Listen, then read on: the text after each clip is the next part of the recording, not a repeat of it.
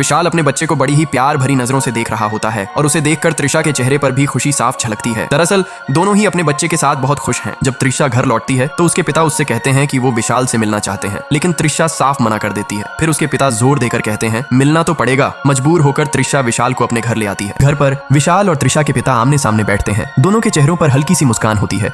फिर त्रिशा के पिता पूछते हैं तो तुम क्या करते हो? विशाल शांत स्वर में जवाब देता है मैं बियर सप्लाई करता हूँ, मैं एक बूटलैगर हूँ। ये सुनकर त्रिशा के पिता थोड़ी हैरानी से पूछते हैं बूटलैगर? विशाल मुस्कुराकर कहता है हाँ। त्रिशा के पिता फिर धीरे से पूछते हैं क्या तुम्हारे घर वाले जानते हैं इसके बारे में? विशाल चुपचाप कहता है मेरे इस दुनिया में कोई नहीं है। ये सुनकर त्रिशा और उसके पिता दोनों ही हैरान रह जाते हैं। फिर विशाल धीरे से बताता है जब मैं छोटा था तब केदारनाथ की बाढ़ में मेरा पूरा परिवार चला गया, तब से मैं अकेला हूँ। ये सुनकर त्रिशा के पिता की आंखों में आंसू आ जाते हैं। कुछ देर की चुप्पी के बाद विशाल उठकर कहता है अब मुझे चलना चाहिए। त्रिशा के पिता सिर हिलाकर कहते हैं ठीक है जाओ। विशाल चला जाता है, लेकिन त्रिशा के पिता देर तक बैठे सोचते रहते हैं जिनके माँ बाप नहीं होते उनकी जिंदगी सच में कितनी मुश्किल होती होगी।